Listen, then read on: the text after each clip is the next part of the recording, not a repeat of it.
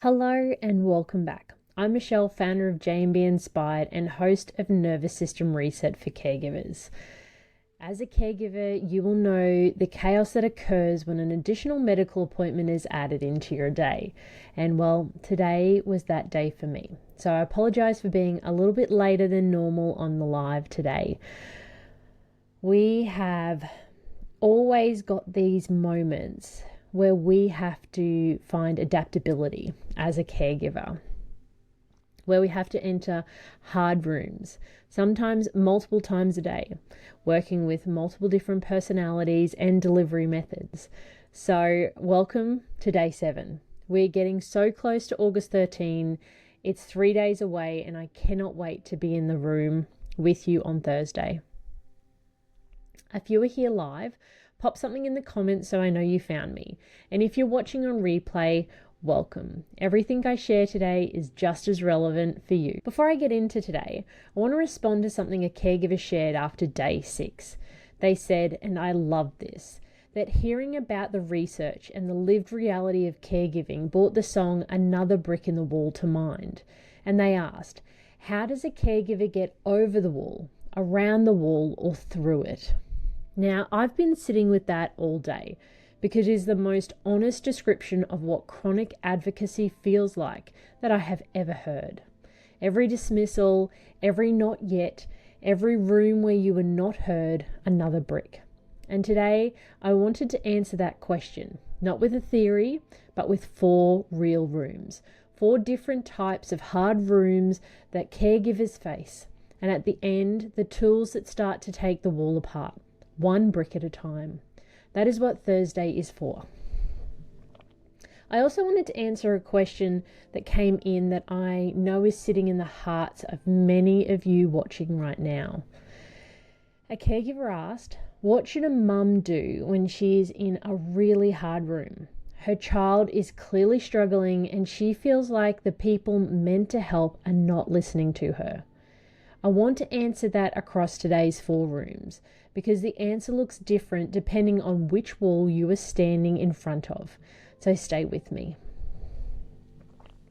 The first room I want to talk about is the one of the most difficult and one of the most common.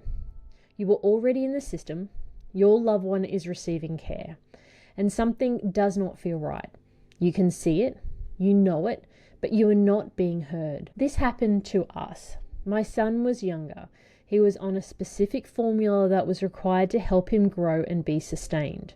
During a hospital trial, it became clear he was not tolerating it well. His body was telling us something loudly and clearly, and yet the decision was made to continue. And at that point in time, I did not know that I had options. I did not know that there were specific sentences I could ask for, written documentation I could request, or formal avenues to get a second pair of eyes on what was happening. I did not know that I had the right to escalate, and that if I had known, I could have used the right to protect my son from further harm. What I know now is that those rights exist. In Queensland, Australia, Ryan's rule is now considered the golden standard for patient-led safety and applies to all patients admitted to any Queensland Health public hospital, including the emergency department. It was developed after the tragic death of Ryan Saunders, who died in 2007 from an undiagnosed infection. When Ryan's parents were worried he was getting worse, they did not feel their concerns were acted on in time. His death led to a formal process that now gives every family in Queensland the right to escalate, to call for a clinical review from a senior clinician or medical professional not involved in the current care.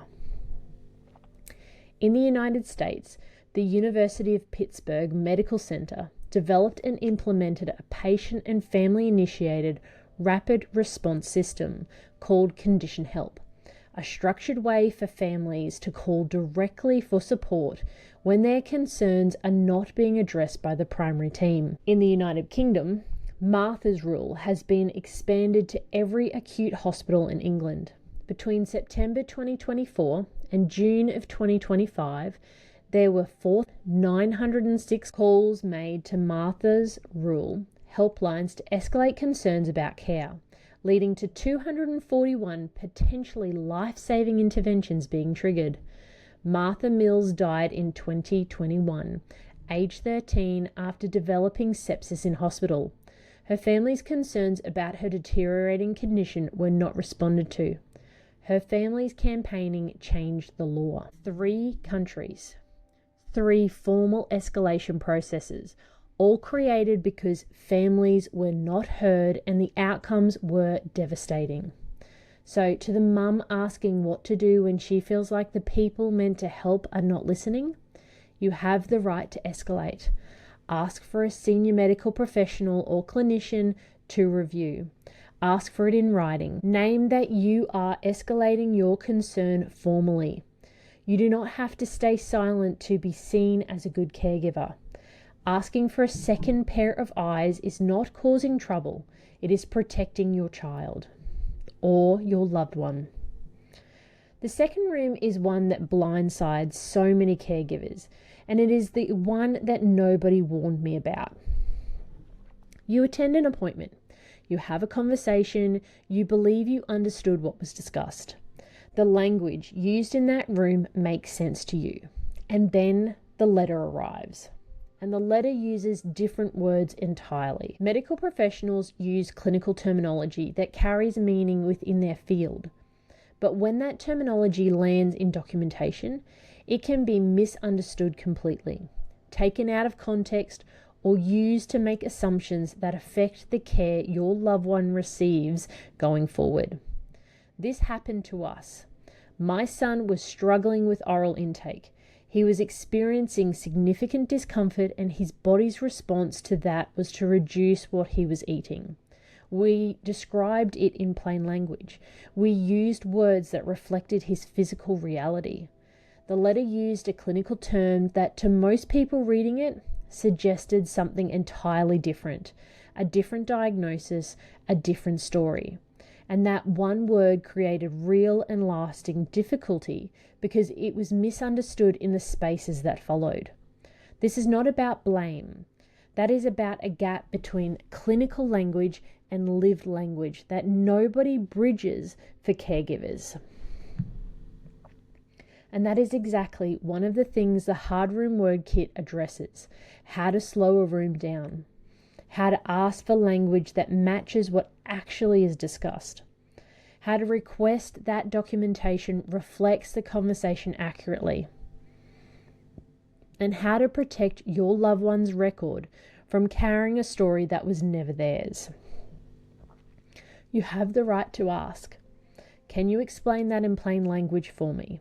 You have the right to request a correction to a letter that does not reflect what was discussed. Most caregivers do not know that. Now you do. The third room is one I hear about constantly, and I know most of you watching will have been in this one.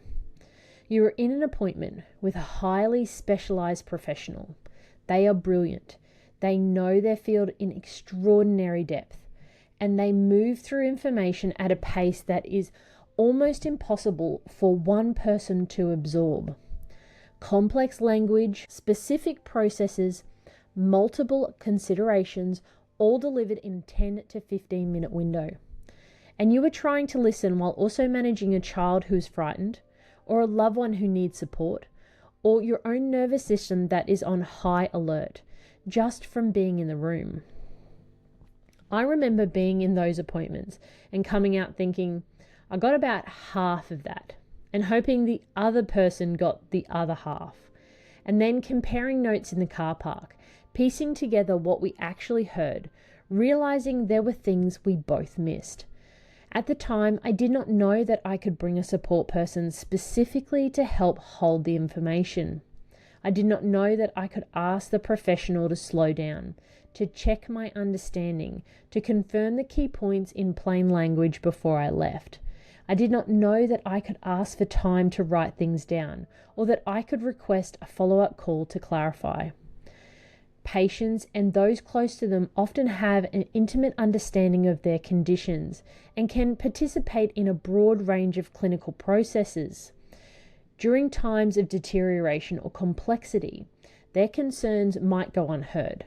The advocacy of family and friends can fulfill an important safety function. The Hard Room Word Kit gives you the anchor phrases to slow the room down. To say, I want to make sure I have understood you correctly. Can you walk me through the key points one more time? To say, before we finish, I need to write down the next steps so I have them clearly. These are not difficult questions. They are questions that protect you and your loved one. And they become so much easier when you have practiced saying them before you walk through the door. The fourth room is one that affects a very specific group of caregivers, and it is one of the most misunderstood. When you are supporting an adult loved one who thrives in some environments and finds others deeply overwhelming, a family member, an adult child, a sibling, or a parent, the medical environment can be one of the spaces where they simply cannot function in the way others expect. They may hold down a job. They may be capable, intelligent, and high functioning in their own space.